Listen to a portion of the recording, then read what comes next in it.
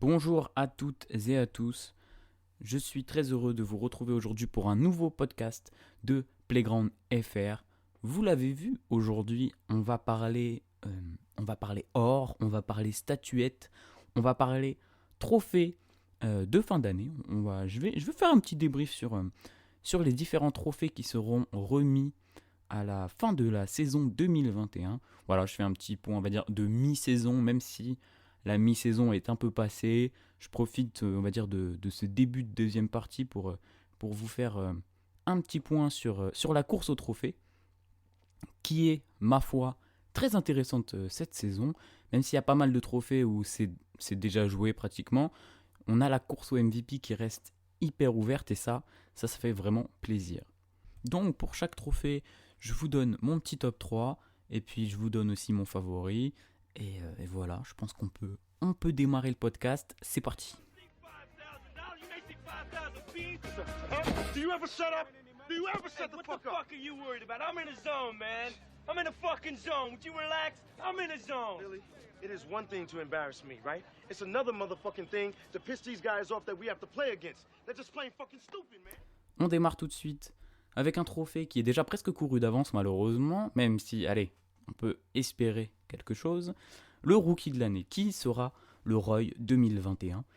Bon, mon top 3, on va commencer avec Anthony Edwards, qui est le first pick de la draft 2020. Voilà, déjà, c'est pas mal.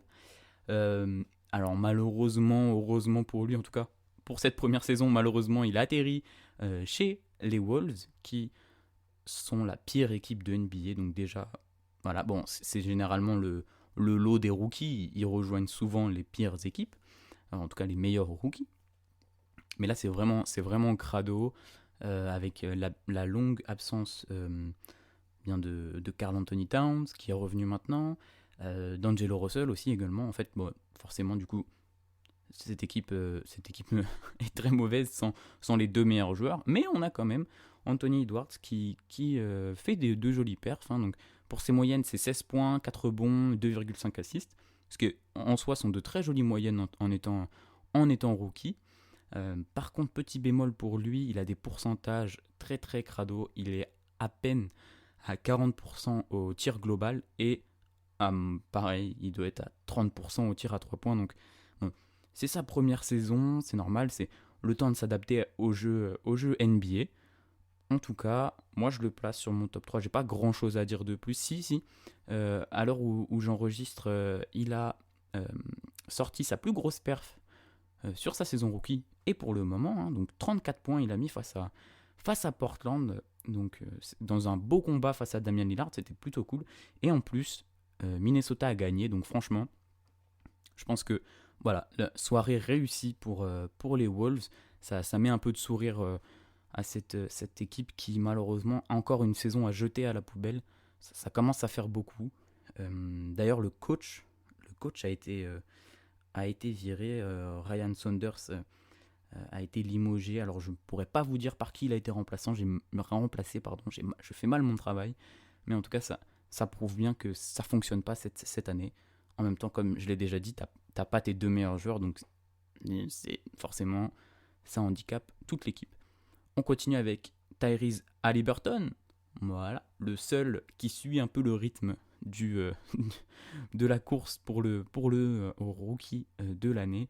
Évidemment, il est derrière LaMelo Ball. Voilà, je le dis tout de suite puisque c'est un peu un secret de polichinelle. Donc je le dis, c'est le seul qui suit le rythme. Donc il a été élu 2 fois rookie du mois, comme son copain LaMelo Ball. Ben, je vais parler des deux un peu en même temps parce qu'en fait je trouve que ils sont un peu Tyrese Haliburton, c'est un peu l'alter ego de LaMelo en fait. Talent offensif certain, capable de tout sur le terrain, on le voit, 13 points, presque 4 rebonds et 5 passes de moyenne pour Haliburton. Donc voilà, il est capable de tout faire. Il a des très très bons pourcentages d'ailleurs, contrairement à monsieur Edwards. Donc ça, c'est cool. Je disais talent offensif certain, il est capable de tout. Par contre, plus compliqué en défense. Et je pense que les Kings sont très très contents de l'avoir récupéré en 12e choix de draft. Franchement, c'est un très beau style de draft de ce qu'on en voit pour le moment. Il fait partie des meilleurs 6e hommes en plus déjà de la saison, il sort du banc. Par contre, il termine toujours les matchs. Ça, c'est fou parce qu'il est hyper clutch. C'est plutôt très cool pour l'équipe, en tout cas, des Kings. Je continue. La Melo Ball. Voilà, bon, ça, vous l'avez deviné. Comme je le disais avec Haliburton, il est aussi capable de tout faire sur le terrain. Donc, il a une espèce de smoothitude. Il est tellement smooth sur le terrain, niveau offensif incroyable, capable de tout, une vista de malade. En plus, il sort des stats assez impressionnantes à base de 16, 6, 6. Pareil, deux fois rookie du mois. Puis il va aller chercher le mois de mars aussi. Et puis tous les mois qui suivent. Puis quand tu es tout le temps rookie du mois, à la fin, tu es rookie de l'année. Ça paraît logique. Donc je pense qu'il va aller chercher tous les autres rookies du mois. Je vois pas à l'Est, il y a Emmanuel Quickley qui pourrait un peu l'embêter. Mais en fait, le fait que les Hornets soient dans le top 6-7, c'est hyper impressionnant. Personne les attendait là. On va pas aller dans le top 10, pourquoi pas. Qui commence à gratter d'être au-dessus du play-in. Personne ne voyait ça. En tout cas, surtout pas moi, parce que je sais même pas si je les ai mis dans le top 10. mais voilà, la Melo Ball, hyper impressionnant. Et franchement, ça fait plaisir de voir des rookies comme ça qui se donnent. Donc voilà, choix gagnant pour les Hornets du côté de la Melo Ball. Continuons avec le trophée de 6e homme de l'année. Bon, on va faire dans cet ordre-là. 6e homme de l'année. Ça n'a pas été facile. Bon, il y a, pareil, comme les rookies, il y a un mec qui écrase toute la concurrence. Mais après, ça n'a pas été facile de faire mon choix pour les deux autres bonhommes que je vais citer. J'ai envie de citer d'abord Carmelo Anthony. Ça fait très plaisir de voir Melo ici, qui se débrouille très bien dans une équipe de Portland qui est minée par les blessures malheureusement, et qui est quand même, pareil, dans le top 5-6, qui se bat pour être au-dessus du play-in. Donc, alors, forcément, c'est tout de suite la cause principale de ce bon rythme est due à Lillard, évidemment, puisqu'il fait une saison de grand malade. Mais sans CJ McCollum, qui doit normalement revenir bientôt, et Youssouf Nurkic, encore une fois, eh bien, on a un Carmelo Anthony qui envoie 14 points, 3 rebonds, petite passe, 1 contre, une interception. Enfin, il fait son rôle à merveille. Il est 3e meilleur scoreur même de sa team, en attendant le retour de CJ McCollum, et évidemment parce que McCollum avait fait un début de saison de grand malade à base de presque 27 points de moyenne. Donc là, si on met McCollum dans l'équation, ça met Anthony en 4e scoreur de son équipe. Mais mine de rien, 3e meilleur scoreur de la team en sortant du banc. C'est très sérieux. Et puis c'est cool, là il est passé 11e meilleur scoreur all-time. Voilà, ça fait plaisir de voir Carmelo Anthony mettre de la filoche dans une équipe qui gagne. Donc c'est très très cool. Même si, je viens de le dire, ils ont perdu face aux Wolves, ce qui est un peu pas inquiétant, mais c'est un peu honteux quand même. Et puis en plus, oh là là, ce parallèle entre les joueurs que je cite. Anthony Edwards a eu un petit coup de trash talk sur Carmelo. Vous irez voir les images quand il fait la mythique célébration de Carmelo après lui avoir mis un petit 3 points sur le nez. C'est magnifique. Deuxième candidat au titre de 6e homme de l'année, je vais quand même citer Montrezl Harrell. J'ai pas cité d'autres joueurs, mais on a des Chris Boucher qui s'en sortent pas trop mal. On a des comment il s'appelle le joueur des Sixers, Shake Milton qui gère bien aussi dans une équipe qui est première de sa conférence. Donc, mais j'ai choisi de mettre Montrezl Harrell, qui est moins en avant que la saison passée. Clairement, l'année dernière, c'était une grosse bataille entre Harrell et Schroeder, remportée par le pivot. Mais il reste l'un des meilleurs 6e hommes de la ligue, clairement. Il apporte toujours son hustle de grand fou dans l'une des meilleures équipes de la NBA, puisque les Lakers sont à l'heure actuelle 3e de leur conférence, et ça doit être genre top 5 au total. Pour ma part, je trouve qu'il a progressé en défense en plus. Au début de saison, il était vraiment ciblé en défense, c'était vraiment catastrophique. Surtout, on l'a vu, genre le premier match face aux Clippers, c'était vraiment affolant, puisque ben, on fait une ISO sur Harrell, on marque, on défend, on refait une ISO sur Harrell. Bon, je trouve qu'il a pas mal progressé de ce côté-là du terrain. En même temps, il est dans l'équipe qui a le meilleur defensive rating, donc ça peut faire du sens, surtout qu'il était avec Anthony Davis. Donc voilà, ça fait sens. Si je fais un petit point stat, il a 14 rebonds, 14 points également, 6,5 rebonds, puis il doit, vous voyez, une passe, une interception, et puis un contre. Je crois que c'est pareil, il a des stats bien complètes. Alors, il y a d'autres joueurs qui sont très bons sur le banc des Lakers, mais je trouve que c'est quand même le leader. C'est vraiment le leader des champions, le leader en sortie de banc évidemment, des champions en titre. Donc voilà, je préfère surtout avec la blessure d'AD, il doit se donner un peu plus encore. Donc c'est très bien de mettre Montrezl dans le top 3, on va dire, de mes joueurs pour la course au 6e homme de l'année. Je suis curieux de savoir qui vous mettez en top 3 de votre course au Six-Man. Ça m'intéresserait de savoir ça. Venez me le dire sur Instagram, évidemment. Toujours, petite pub calée pour Instagram. Et bien sûr, je pense que vous avez déjà compris, comme le meilleur rookie de l'année, j'ai pas besoin d'épiloguer trop longtemps. Moi, je mets Jordan Clarkson en favori du trophée, évidemment, enfin, en favori de cette course. Puisque déjà, le Jazz démonte toutes les attentes. Puis on va pouvoir en parler d'autres joueurs du Jazz, il n'y a pas de problème. D'autres joueurs ou des mecs en costard, qui sont pas en costard cette saison, mais vous voyez de qui je parle. Ils sont top 1 de l'Ouest, évidemment, top 1 de NBA également. Pour parler plus précisément de Clarkson, il est parfait dans son rôle. Il envoie quand même 18 points par match, accompagné de 4 petits rebonds, en sortie de banc, ça évidemment, et en 26 minutes de jeu. Donc 18 points par match en 26 minutes de jeu, ça envoie. Et bien, en fait, ce qui est parfait, c'est que Snyder, il lui demande pas de réfléchir. Il lui demande juste de marquer des points et de prendre la balle et faire son jeu, envoyer du 3 points en balle, et puis basta. C'est juste ça, c'est juste ce qu'on veut voir, quoi. En tout cas, ce qu'on veut voir de Clarkson, puisque il est pas un QI basket très élevé pour faire des passes, et puis de toute façon, il a des véritables œillères. Donc voilà, c'est top. Il est super bien utilisé à Utah, ça fonctionne très très bien. Ils ont eu la chance aussi de pas être trop touchés par des suspensions de joueurs, même pas du tout. Ils ont leurs 5, je l'ai déjà dit, je crois, dans un podcast consacré aux Français où je parlais de Rudy Gobert, pour expliquer la très bonne saison du Jazz, évidemment. Ils ont leurs 5 majeurs qui déchirent. Ils ont leurs remplaçants qui sont très bien aussi.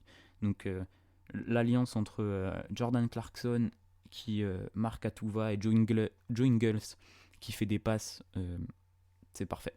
C'est parfait. Ça marche très très très bien. C'est pour ça que Jordan Clarkson est mon favori pour le titre de rookie. Pour le titre de 6e homme de l'année en 2021. On continue. Le coach de l'année, qui sera d'après moi le coach de l'année? C'est pareil, je pense qu'il n'y a pas énormément de débat.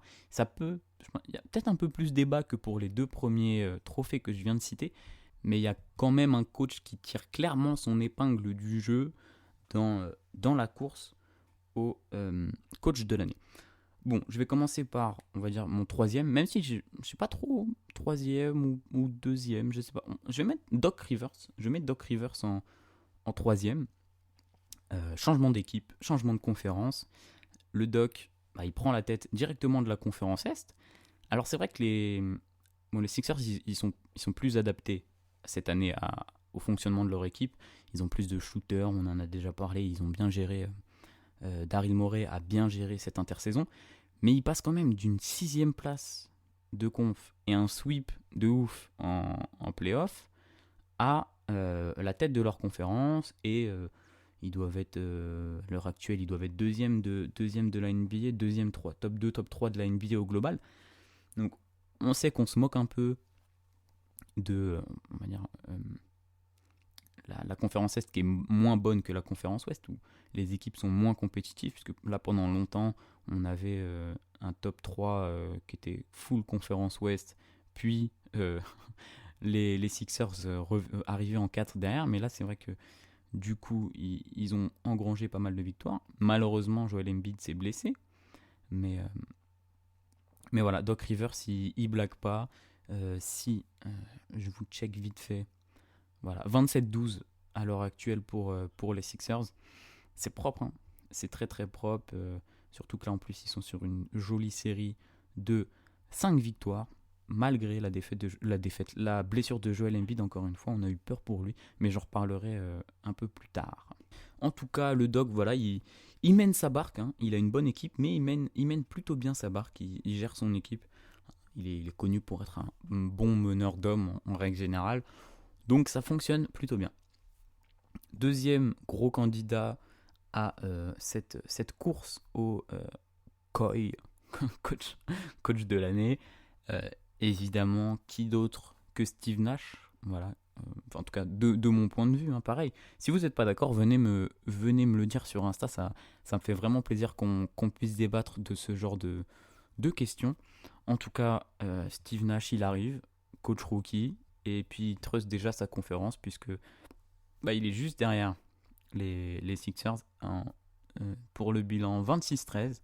Voilà, donc il est très proche, hein, ça se bataille en plus pour la première place. Alors, évidemment, je vous entends déjà arriver dire « Ouais, Steve Nash, il a 3 potentiels MVP dans son équipe, forcément, ça gagne. » C'est vrai que je suis plutôt d'accord. Bon, il a déjà 2 MVP. Et puis, même même si Kyrie a jamais été MVP cette saison, il fait quand même des stats bien salaces. Donc, c'est vrai que c'est plus facile quand tu as une équipe de méga stars d'être premier de ta conférence, on va dire. Mais il faut savoir manager tout ça, jouer avec les égos de tout le monde, même si a priori, s'ils sont tous dans la même équipe, c'est qu'ils voulaient être ensemble. Donc ça doit plutôt bien s'entendre. Mais voilà, il faut gérer les égos, que tout le monde marche dans la même direction. Et Steve Nash fait ça avec brio. Alors, quelques galères en défense, ça va mieux même. Au début de l'année, c'était vraiment cracra, hein. Les Nets, ils se sont pas mis tout de suite sur les bons rails. Et surtout, parce que je dis qu'ils ont un trio de grands dingues, mais ça fonctionne très très bien, alors que KD est absent depuis, je pourrais même pas vous dire depuis quand il est absent. Il a raté quoi ? Il a raté un mois de compétition, KD. Donc forcément, quand tu as Harden et Kyrie, ça marche quand même bien, surtout au vu du niveau de James Harden qui est complètement incroyable. Il fait tout ça sans KD, donc c'est quand même une jolie perf. Et puis en plus, d'après ce que j'ai vu, ils veulent prendre leur temps. Donc Kevin Durant, il va pas revenir tout de suite. Donc bon, j'ai envie de dire, c'est pas le plus important, hein. Qu'il se remette bien de sa blessure, c'est le plus important. Qu'ils reviennent en saison régulière, je pense que c'est pas la priorité. La priorité, c'est d'aller détruire tout le monde en play-off et d'aller récupérer le titre dès l'année 1. Voilà pour Steve Nash et ses Nets. Je pense que j'ai fait le tour. Évidemment, je pense que pareil, vous avez encore compris l'histoire. Promis, le prochain trophée, il y aura ce sera moins obvious qui est le grand favori de cette course. Mais Quinn Snyder, pour moi, favori de cette course au trophée de coach de l'année. J'en ai déjà parlé avec Mr. Jordan Clarkson, mais le Jazz roule sur tout le monde, meilleure équipe de la ligue. Pour parler du bilan, parce que je ne l'ai pas fait tout à l'heure, 28-10 à l'heure actuelle, c'est hyper carré. Utah est au top en défense comme en attaque, ça doit être top 3 je crois, attaque, top 3 défense. En tout cas c'est pas sous le top 3, ça m'étonnerait. Mais du coup, Quinn Snyder, il gère très très bien son équipe. Même dans les matchs chauds, ça gère tranquille. Malgré le fait que personne prenne Utah sur NBA 2K, en attendant, voilà, sur le terrain et dans la vraie vie, il n'y a pas de débat. Alors, je le disais du coup en parlant de Clarkson, c'est vrai, il a eu la chance de ne pas avoir à gérer les joueurs absents à cause de la pandémie, ce genre de choses. Voilà, il a eu la chance de pouvoir compter sur tout le monde tout le temps. Mais bon, voilà, faut quand même le faire. Qui voyait le Jazz prendre la tête de la conférence Ouest et la conserver aussi longtemps? Alors, la saison n'est pas finie. Il y a une autre équipe hyper surprenante qui peut venir peut-être les embêter. Mais en tout cas, Quinn Snyder, pas de débat. Très, très, très, très bon coach. Et qui est, pour moi, encore une fois, le grand favori de cette course au coach de l'année. On continue et on va encore parler d'un joueur du Jazz, puisqu'on va parler du trophée de défenseur de l'année, le D-Boy, comme on le dit si bien du côté des États-Unis d'Amérique. Bon, outre les blagues, mon top 3, il est plutôt obvious, je pense. Mais il y a un joueur ça change un peu, ça change de voir Mikal Bridges. Oui, vous avez bien entendu, je mets Mikal Bridges dans les meilleurs défenseurs de l'année. Bon, après, je pense qu'il y a deux joueurs ça fait un peu comme les rookies, il y a deux joueurs qui se détachent, on va dire, largement de cette course. Et puis le troisième, vous mettez qui vous voulez. Moi, j'ai mis Mikal Bridges, puisque déjà, bravo les Suns, clap, clap, clap.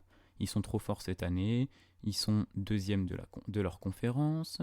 Et au-delà des bookers qui va peut-être causer dans la course au MVP, des Chris Paul et autres DeAndre Ayton, Mikal Bridges, il joue un rôle très très important dans cette équipe. Évidemment, surtout en défense, parce qu'en attaque, c'est un peu plus compliqué. Et quand même, parce que on dit que Phoenix, ils sont forts, mais j'avais pas regardé avant de commencer à préparer ce podcast. Phoenix, ils ont le 6e defensive rating de la ligue. Et oui, et ça, comparé déjà à l'année dernière où ils étaient 17e, c'est un énorme step-up. Mais alors quand on parle des années d'avant, bon forcément ils étaient mauvais, mais les années d'avant ça ressemblait plus à du 28, 29, 28, 30, 20... ouais, vous avez compris quoi. Donc un énorme step-up d'être direct, de rentrer dans le top 6 des meilleures défenses de la ligue. Même ils étaient top 5 pendant un moment, je crois qu'ils ont dû régresser un peu, mais je pense qu'ils étaient top 5 pendant un moment. Donc c'est vraiment, Mikal Bridges, il est pas étranger à cette très très très bonne défense. Il a, pour parler un peu de stats, il a presque un contre et un steal de moyenne pour le moment. Bon, les stats c'est pas le plus impressionnant parce que forcément quand t'es élu Defensive Player of the Year, c'est pas forcément les stats qui sont importantes, c'est surtout l'impression que tu donnes sur le terrain. On va en parler avec Ben Simmons juste après. C'est vrai que l'impression visuelle, quand tu regardes le match et tu dis « Ah ouais, lui, il éteint vraiment son vis-à-vis », c'est ça qui est le plus important quand tu veux prétendre au trophée de D-Boy. Et pour le coup, Mikal Bridges, c'est vraiment pas mal. Hein. Il est capable de défendre sur n'importe quel joueur, extérieur principalement, et aussi, comme son pote Ben Simmons, je vais en parler juste après, c'est lui qui il prend toujours le meilleur joueur en fait. Hein, comme ça, voilà. Chris Paul, très très bon défenseur aussi, mais comme ça, Chris Paul et Booker, ils peuvent tout donner en attaque, en défense. Mikal Bridges gère le bail, comme on dit. Pour parler un peu de perf, parce que du coup, on va dire que c'est un peu plus parlant au-delà de dire que c'est un bon défenseur qui peut défendre sur tout le monde. Il a limité quand même Tatum à un 8 sur 22, donc ce qui fait un pourcentage pas très élevé, ou un Doncic dans des victoires. Hein. Je prends des matchs dans des victoires parce qu'évidemment, c'est bien d'éteindre le joueur avec qui tu es en opposition directe, mais si c'est pour perdre à la fin, ça sert un peu à rien. Mais du coup, voilà, ça fait du bien, un peu de jeunesse pour le trophée de D-Boy. Bon, je parlais de Ben Simmons, il est aussi jeune en fait, c'est vrai que je dis ça, mais un peu, on va dire, de 109, quoi. C'est pas des joueurs dont on a l'habitude de parler, donc En plus, ce sera sûrement un candidat très sérieux pour les années à venir. Donc c'est aussi pour ça que j'ai pris Michael Bridges pour parler d'un mec dont moi je parle pas beaucoup. Bon, je fais pas beaucoup de podcasts, mais en tout cas, voilà, on n'en entend pas énormément parler. Puis les Suns font une super saison. Donc voilà, petite case dédiée à mes fans des Suns. Vous l'avez compris, deuxième joueur. Alors c'est difficile de les départager, mais je suis chauvin, hein, je suis français, donc on est bien chauvin en France. Donc je vais garder Rudy Gobert pour la fin, et on va parler un peu de Ben Simmons. Évidemment, je l'ai déjà dit avec Doc Rivers, premier de sa conférence. Les Sixers ont un defensive rating hyper impressionnant aussi, puisqu'ils sont deuxième. Forcément, si ton équipe, si tu es le meilleur si tu es le meilleur défenseur de ton équipe, mais que ton équipe a le 28e defensive rating, bon, ça sert à rien, tu seras pas élu meilleur défenseur de la saison. Donc, je digresse. Donc, deuxième defensive rating de la ligue, et pareil, lui, il s'occupe des meilleurs extérieurs tous les soirs, enfin du meilleur extérieur, des meilleurs extérieurs, vous voyez ça comme vous voulez. Pareil, les stats sont pas hyper impressionnantes, il est quand même à presque 2 interceptions, je crois que j'ai exagéré un poil parce qu'il doit être à 1,6, 1,7, bon allez, on dit presque 2, ça passe mieux, et presque un contre, donc c'est quand même pas mal, mais c'est pas des stats, genre comparé par exemple à... C'est vrai que je parle pas des rebonds puisque c'est des joueurs plutôt extérieurs, mais Ben Simmons il prend quoi, 7-8 rebonds de moyenne, pardon. Donc je vais plus parler des rebonds avec Rudy Gobert, mais c'est vrai que j'ai pas mis les rebonds là sous mes yeux. Mais du coup, comme je disais, c'est pas forcément les stats les plus importants. Le plus important, c'est ce que tu montres, et on va dire, il y a quand même des gros matchs où tu dis ah ouais, là, vous vous souvenez de ce match-là, comment il a éteint son vis-à-vis. Donc ça joue pas mal dans la tête des votants. C'est comme quand tu prétends au titre de MVP, quand tu fais des très grosses perfs, ouais, décidément, et que ça a marqué les votants, c'est le plus important. Mais du coup, Ben Simmons, un peu dans le profil de Bridges, il est capable de défendre sur tout le monde. Avec sa taille, il peut contenir tous les meneurs, puisqu'il défend principalement sur des meneurs des postes 2. Et puis en plus, il est très très rapide. Donc en fait, c'est juste le combo parfait de la taille pour contenir et de la rapidité pour pas se faire dépasser. Bah voilà quoi, vous avez un gros candidat, un candidat très sérieux pour le trophée de Defensive Player of the Year. Pour dire un peu qui il a pu éteindre, je me suis noté un petit Donovan Mitchell 2 fois. Alors, il y a un match où ils ont gagné, un match où ils ont perdu, mais notamment dans le match où les Sixers ont gagné, celui qui a eu lieu la semaine dernière, où il y a eu un petit scandale parce qu'il a été un peu volé par les arbitres. Mitchell, il a quand même fini à 12 sur 35, donc c'est pas très propre. Et surtout, il a éteint complètement Damian Lillard, qui, quand même, cette saison, Monsieur Lillard, très très candidat au titre de MVP, eh ben, il l'a limité à 6 sur 21 au tir. Voilà, je prends ça, mais après, allez voir, peut-être si vous trouvez des vidéos, ce sera peut-être plus parlant. Et je pense qu'avec la blessure de Joel Embiid, il va avoir encore plus de travail, il peut encore un peu plus sortir du lot. Parce que du coup, c'est vrai qu'il s'occupe principalement des joueurs extérieurs et Embiid des joueurs intérieurs. Mais comme il est assez grand, c'est vrai qu'en fait, il peut défendre tous les postes, hein, Ben Simmons, il n'y a pas de problème. Donc pourquoi pas le voir un peu défendre des fois, descendre un peu sur des postes 4, des postes 5 et se donner sur ce genre de poste-là. Ça peut être intéressant là pour les 2-3 semaines où Embiid va être absent. Alors attention, il peut prendre le lead sur cette course au trophée. Je finis Cocorico, je finis avec Rudy Gobert. Après, deuxième étoile sur le maillot, ça fait plaisir. L'année dernière, il avait déjà été All-Star, mais il avait été un peu en dessous de ces 2 années de défenseur de l'année. Là, Rudy, cette saison, il revient très fort. Je pense qu'il a été un peu vexé, un peu piqué de ne pas avoir réussi à faire le triplé et rejoindre Monsieur Big Ben dans les 2 seuls joueurs qui ont fait des triplés. Mais là, cette saison, c'est très très sale, hein, Rudy Gobert. Bon, je l'ai déjà dit, mais ils sont premiers de conférence, voilà. C'est un peu redondant au bout d'un moment. Euh, Troisième meilleur défense de la ligue pour le Jazz. Et en termes de stats, qu'est-ce que ça donne Gobert? Ça donne 13,5 rebonds de moyenne.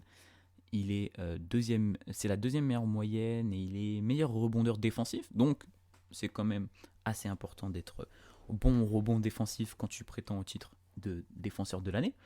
Euh, et en termes de contre, il est presque à 3 contres de moyenne, ce qui est, alors j'ai pas envie de dire largement plus, mais pour ces années où il a été élu défenseur de l'année, il était à 2. Là, il est presque à 3. Il est deuxième meilleur contreur derrière Miles Turner, évidemment. Qui d'autre? Mais c'est vrai qu'il fait des très grosses moyennes. Et puis, il fait des très grosses perfs également. Bon, déjà, on sait que quand tu as Rudy Gobert en face de toi, tu n'as pas envie d'aller dans la raquette. Hein, ça, c'est toujours la même chose. Mais là, il a quand même fait 3 matchs en 20-20. Donc évidemment, 20 points, 20 rebonds. Déjà, envoyer 20 rebonds, c'est vraiment pas mal. Je crois que ça doit être dans des victoires, hein, les 2 matchs, je me le suis pas noté, mais les 2 matchs à 20 rebonds, ça doit être dans des victoires, puisqu'ils ont perdu très peu de matchs, le Jazz. Et surtout, il a envoyé cette nuit 28 rebonds face aux Warriors. Alors, c'est dans une défaite, c'est dommage, mais c'est un record en carrière, et en plus, c'est un record de franchise. Donc ça peut jouer, hein. Ça peut jouer dans la tête des votants. Record de franchise dans une franchise où il y avait quand même Karl Malone, qui n'hésitait pas à aller se battre dans la raquette, au sens propre comme au sens figuré. Il n'y a pas de... Mais voilà, je pense que Rudy Gobert, pour moi, en tout cas, il a une petite avance pour le moment sur Ben Simmons pour atteindre la statuette du défenseur de l'année, ce qui ferait sa 3e. Et ça commence à faire pas mal. Hein. Moi, allez-y, hein, donnez-lui tous les trophées de meilleur défenseur, ça me va. Ça me va, c'est cool. S'il peut rejoindre un certain Dikembe Mutombo, ça ferait grandement plaisir. Voilà pour ce qui est du meilleur défenseur de l'année. On grimpe petit à petit vers les trophées les plus intéressants, même si défenseur de l'année, c'est quand même très intéressant. MIP, qui sera le Most Improved Player selon moi. Et c'est vrai que, encore une fois, il n'y a pas trop débat dans ce trophée, en tout cas selon moi. Je vous laisse me dire ce que vous en pensez. Il y a des joueurs qui font des step-up énormes en termes statistiques, donc c'est vrai que c'est important. Mais je pense que le plus important, c'est, on va dire, le step-up que ton équipe fait en même temps que toi. Je ne sais pas si vous voyez un peu ce que je veux dire. Mais par exemple, on va prendre un exemple simple. J'ai mis dans mon top 3 Jerami Grant. Alors Jerami Grant, c'est bien. Il prend 2 fois plus de tirs que la saison dernière. Il envoie 12 points de plus 2 rebonds, plus 2 rebonds le chiffre, hein, plus 2 passes décisives également. Donc en termes statistiques, il explose complètement. Mais les Pistons, ils explosent aussi. Hein, ils sont complètement éclatés. Ils sont avant-derniers de NBA. Ils sont à la ramasse, que ce soit en attaque ou en défense. Bon, toi, quand tu es avant-dernier, même si tu es super bon d'un côté du terrain, c'est qu'il y a un truc qui ne va pas. Mais voilà, Jerami Grant, il explose complètement. Il a envoyé plusieurs matchs à plus de 30 pions. Il a fait, je crois, 2 matchs à plus de 30 points. Et en plus, dans des victoires, hein, c'est assez rare pour le souligner cette saison, contre les Nets et les Suns. Donc ça peut quand même rentrer dans la tête des votants, par exemple. Et il a mis 43 points aussi donc record en carrière, hein, les 43 points pour Jerami Grant contre les Bulls, mais malheureusement c'était dans une défaite. Seul petit défaut, je dirais, c'est que les pourcentages, contrairement à la saison passée, où il avait aussi un usage rate, donc pour ceux qui ne sont pas très anglophones ou qui connaissent pas trop cette statistique, usage rate, c'est donc l'utilisation, le temps d'utilisation du ballon par le joueur. Donc il est passé de 18 à 27%, mais forcément quand tu tires plus, quand tu as plus le ballon, on va dire que les pourcentages, sauf si tu es vraiment bon, les pourcentages, la première saison, ils peuvent baisser un peu, donc c'est le cas. Mais en tout cas, lui, en tant que perso, si on ne devait prendre que sa saison, elle est complètement réussie. Et même si Détroit c'est cata, il mérite ses 18, ses 20 millions par an. Donc voilà, il a fait mentir un peu ses détracteurs, c'est pas mal. Un autre joueur qui mérite le trophée de MIP, mais qui lui aussi devra s'incliner, Jaylen Brown. Je sais pas ce que vous en pensez, mais moi je pense que Jaylen Brown c'est on va dire le deuxième joueur dans la course au MIP. Déjà première étoile de All-Star, donc c'est très très bien. Et puis il a encore pris une nouvelle dimension cette saison. Statistiquement c'est plus 4 points, c'est pas énorme comme step-up statistique. Il prend un chouille moins de rebonds, mais il envoie aussi un peu plus de passes décisives. Il est à plus 2 assists en moyenne. Donc c'est très bien, c'est très bien. Contrairement à Détroit, les Celtics, c'est dans le top 5 de la conférence Est. Hein. Donc déjà, ça aide pas mal pour on va dire, le dossier de Jaylen. Voilà, à l'heure actuelle, ils sont 5e, juste derrière Miami. Donc forcément, s'ils peuvent accrocher le top 4, ça aidera encore plus Brown à aller chercher ce trophée. Mais il se donne toujours autant de son côté du terrain. Donc ça, c'est très bien. Très bon défenseur, Jaylen Brown. Il a même démarré la saison en 50-40. Bon, pas 90 parce que c'est pas un très bon shooter de lancer franc, mais 50% au tir et 40% à 3 points, ça a baissé un peu malheureusement. Il est un peu en dessous les 40%, les 50% au tir maintenant, et un peu en dessous pour les 3 points également. Mais en tout cas, il a dû step up pour combler l'absence de Marcus Smart qui était blessé, et on va dire l'absence de Kemba Walker, parce que bon, lui aussi il était blessé, il n'a pas démarré la saison en décembre. Mais même s'il est revenu, il rame pas mal. Hein, comme je parlais, Anthony Edwards qui a des pourcentages un peu crado. Je crois que Kemba Walker, il bat encore plus ses pourcentages. Il doit être à 30% au tir, un truc comme ça. C'est un peu catastrophique. Mais voilà, Jaylen Brown avec son pote Jason Tatum, ils jouent des coudes tous les deux pour rester dans le top de la conférence Est. Et je pense que ça peut être un candidat sérieux au titre de MIP. Même si vous l'avez compris, je pense, il s'incline face à Julius Randle. Voilà, soyons sérieux 2 minutes. Qui mettait New York dans le top 6, top 7 ? Allez. Bon, qui mettait New York en playoff avant que la saison démarre ? Personne. Qui voyait Julius Randle en 11, 6, donc 23 points, 11 rebonds de moyenne et 6 passes, ça me paraît complètement invraisemblable. Est-ce qu'il y a débat du coup dans cette course quand on sait que il tourne à des statistiques pareilles et qu'il emmène New York dans le top 6 de la conférence Est ? Franchement, je suis pas sûr. Après, pareil que Jaylen Brown, c'est pas une explosion statistique, puisqu'il a 3 points en plus de moyenne, 2 rebonds et 3 assists. Alors, il prend 2 rebonds de plus que la saison dernière, mais je crois que la saison dernière, il était un peu en downgrade par rapport à sa saison, encore celle d'avant. Je crois que la saison dernière, je sais pas si j'ai pris les stats comparées à sa meilleure saison ou comparées à la saison dernière. Mais ce qui est surtout le plus fou, c'est qu'il dégage une maîtrise de fou, c'est le cas de le dire, et puis il a enlevé ses œillères, quoi. Donc 3 assists de moyenne, c'est très impressionnant, surtout pour un joueur qui joue poste 4-5, quoi. En plus, comme son pote Jaylen Brown, il est devenu All-Star, donc c'est cool, c'est très très cool. Si on fait un petit point sur les perfs, c'est vrai que je ne l'ai pas fait avec Jaylen Brown, mais Jaylen Brown il a pas envoyé des matchs de gueudin, il a envoyé 42 points, 1 ou 2 fois, mais après c'est pas...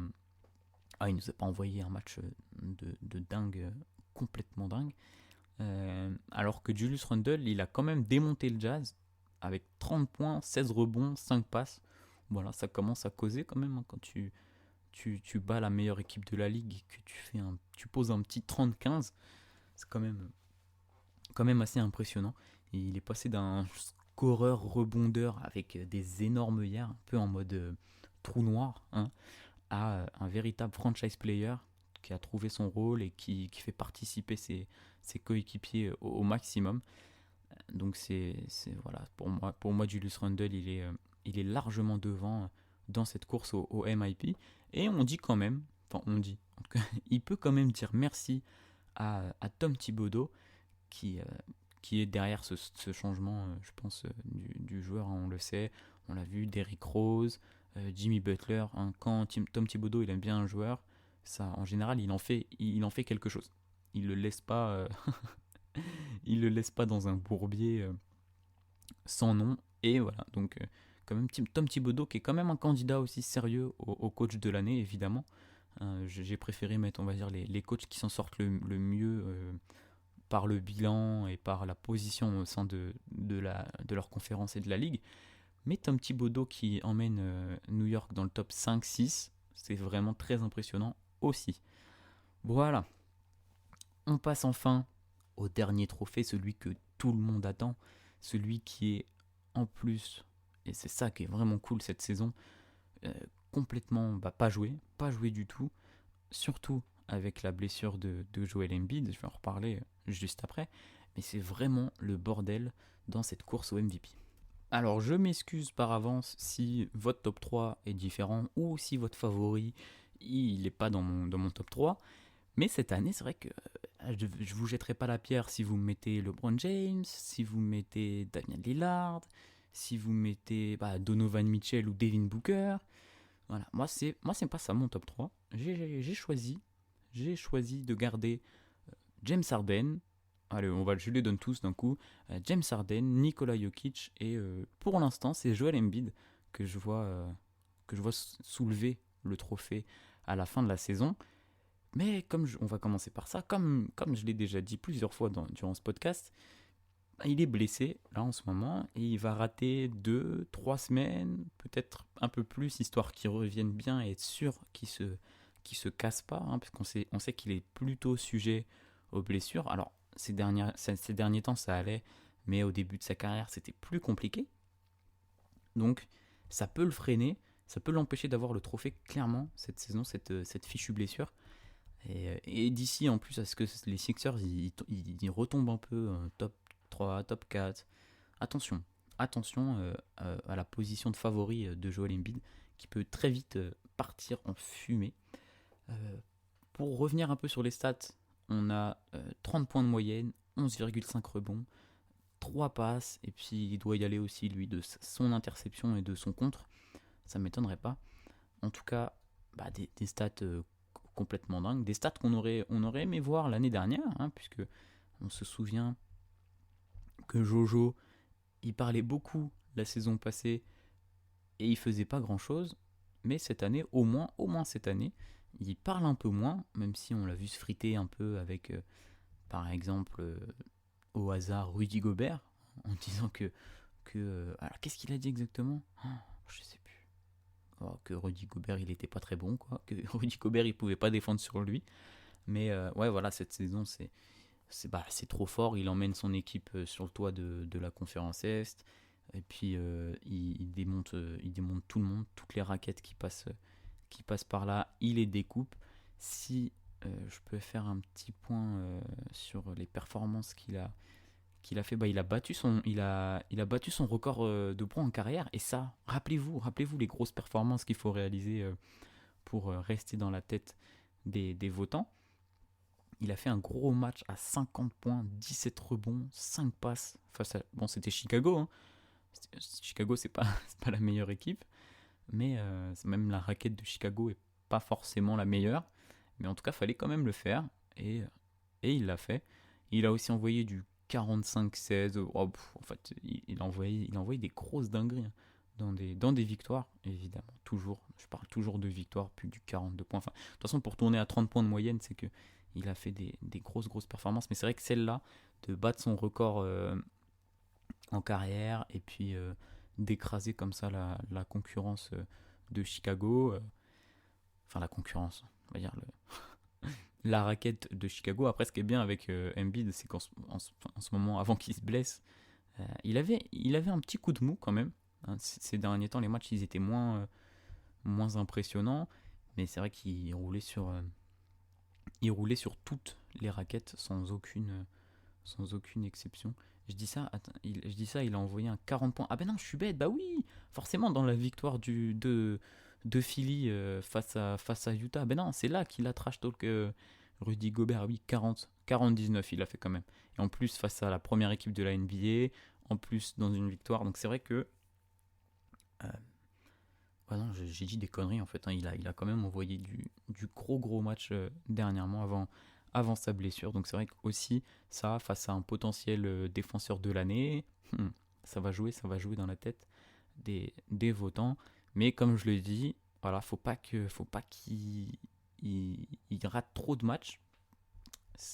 Attention, j'ai peur que cette blessure vienne lui couper l'herbe sous le pied et qu'il puisse pas avoir le trophée de MVP à cause de ça. Je suis pas un énorme fan de Joel Embiid. Moi, il y a aucun joueur que je déteste, mais c'est vrai que ses comportements dernièrement, je trouvais ça pas cool. Cette année, de le voir aussi fort, ça fait plaisir. Et donc, s'il peut récupérer le trophée de MVP, c'est tout à son honneur. Voilà, ça c'est mon favori pour. J'ai fait n'importe quoi. Je suis fatigué, ça y est. C'est mon favori pour la course au titre de MVP. Mais qui est-ce que je vois juste derrière lui? Un autre pivot, on en parlait déjà un peu partout. C'est vrai que Nikola Jokic, quand même, autre style, mais tout autant dominant. Un peu moins, puisqu'il n'est pas premier de sa conférence. Les Nuggets sont pas mal remontés, c'est pour ça que je l'ai mis dans mon top 3, puisque les Nuggets sont pas mal remontés. Là, ils sont à l'heure actuelle top 5 de la conf Ouest. Ils sont un peu loin du top 4, mais s'ils se donnent un peu, ils peuvent retrouver le top 4. Et quand on voit les statistiques de grands malades que nous offre, limite, il pourrait être MIP Nikola Jokic, parce que 27 points, 11 rebonds, presque 9 passes de moyenne, une interception et demie. Je sais plus quoi dire après ça, moi. Je sais plus quoi dire. Il met 7 points de plus que la saison dernière. Il prend un rebond de plus. Il fait 2 passes de plus. Limite il pourrait être MIP. Donc ça a aucun sens. Il est trop fort. C'est vrai que j'ai oublié de le dire, mais Joel Embiid, il tourne presque en 40-90, hein, si je dis pas de 40-40. Il tourne en 50-40-85 pour être très précis. Il prend pas beaucoup de 3 points, il doit en prendre 3-4 par match, mais c'est quand même hyper impressionnant pour un pivot tourné en 50-40-90. Pareil pour du côté de Jokic. Il est presque en 50-40-90. En fait, tous les trois, là, les trois que j'ai pris, James Harden aussi, c'est pareil, il est presque en 50-40-90. C'est, on va dire, c'est pas très important, mais ça fait toujours bien sur le CV pour avoir le trophée à la fin. Ça fait toujours bien d'avoir des statistiques très très propres. Donc je disais, Nikola Jokic, il envoie, il envoie des stats de malade. Les Nuggets se sont repris un peu, parce que c'est vrai que ils ont un peu de mal cette saison. Ils sont pas aussi dominants que les saisons passées. Et puis en plus, après l'énorme explosion dans la bubule d'Orlando, forcément ça fait un peu tâche. Alors c'est clairement pas de la faute de Nikola Jokic. En défense peut-être un peu, mais il est pas vraiment aidé par son équipe cette saison, puisque Jamal Murray notamment, qui fait partie des joueurs qui ont explosé dans la bulle. On va pas tergiverser. C'est vrai que il est beaucoup moins bon, et du coup, il est beaucoup moins bon. Il est beaucoup moins régulier, et ça entache un peu le CV de Monsieur Jokic pour avoir le trophée de MVP à la fin. Pareil, pour dire un peu les grosses perfs qu'il a fait, est-ce qu'il a battu 2 fois son record de points? Je sais plus s'il a battu 2 fois ou s'il a égalisé un week-end, puis il l'a battu le week-end d'après. Bon, alors il a mis 50 points dans une défaite. Voilà. 50, 12 passes et 8 rebonds. C'est très très fort. Mais il a aussi fait, tiens, c'est marrant, les gros pivots. Oh là là, c'est pas bon pour Rudy Gobert, ça en fait. Les pivots les plus dominants de la ligue ont fait des grosses perfs face à Utah. aussi dans une victoire. 47 points, 12 rebonds, 5 assists. Donc ça joue, hein. Comme je le disais, ça joue dans la tête des votants, ce genre de très très grosse perf. Mais voilà, moi je mets Nikola Jokic en deuxième. Ça peut vous déplaire, ça pourrait vous déplaire, puisque j'ai hésité longtemps avec Damian Lillard, ou même, pourquoi pas, LeBron James, ou je sais pas, un Kawhi Leonard qui fait une grosse saison, malgré le fait que les Clippers, ils aillent un peu moins bien là en ce moment. C'était compliqué pour moi de choisir un top 3, mais je pense que les deux pivots, ils se battent pas mal pour le titre de MVP, et ça fait plaisir. C'est cool de voir des pivots. C'est vrai que c'est un poste qui a été un peu délaissé ces dernières saisons. Donc là, ça fait plaisir de revoir des gros pivots bien dominants en NBA. Je finis avec un mec qui a déjà été MVP et qui, j'avoue, perso, je le voyais pas dans la course au MVP cette saison. Mais il faut avouer que le barbu est tout simplement trop fort. Il a changé sa directive. Enfin, on le voit qu'il est content de jouer. Il a changé son identité de jeu, on va dire. Donc ça, c'est très cool pour les Nets. Ça fonctionne très bien. Je l'ai dit tout à l'heure avec Nash. Ils sont deuxième de conférence, limite premier. Hein, ça se bataille un peu avec les Sixers. Et puis, je voyais pas... en fait, pour tout vous dire, c'est vrai que Joel Embiid, favori de la course au MVP, mais pour moi, Kevin Durant était hyper impressionnant. Revenir de 1 an et demi sans jouer et venir poser 31 points de moyenne, porter son équipe deuxième de conférence et tout, enfin, c'était complètement insensé. Je le voyais largement aussi favori et on va dire le seul qui pouvait embêter Embiid. Et comme je l'ai dit tout à l'heure, donc ça fait très précisément un mois. Alors il a joué un petit match entre temps, il est revenu à un petit match mais on va dire que il a quitté les parquets depuis 1 mois et 1 semaine, même un peu plus d'1 semaine. Donc ça fait trop de matchs. Et en plus, je l'ai dit tout à l'heure, ça fait beaucoup de matchs. Et en plus, il va pas revenir avant 2 ou 3 semaines encore. Donc il va rater 2 mois de compétition, c'est mort pour qu'il chope le trophée de MVP. Mais par contre, pas de KD, pas de problème. Hein. James Harden, je vous ai pas donné les stats, mais donc il tourne à 25 points de moyenne, 11 passes décisives et 8 rebonds, voilà, hyper complet comme d'hab. Puis un petit contre, une petite interception pour aller avec tout ça, pratiquement 50, 40, 90 aussi.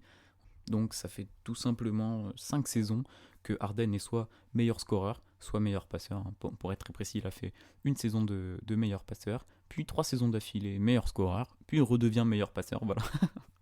Tout va bien. Et puis il porte les Nets dans les hauteurs de la conférence Est. Je l'ai déjà dit. En tout cas, voilà mon 3e favori. Il a fait du sale aussi, hein. Si je regarde un peu, on va dire, pour vous donner un peu les grosses perfs qu'il a fait avec les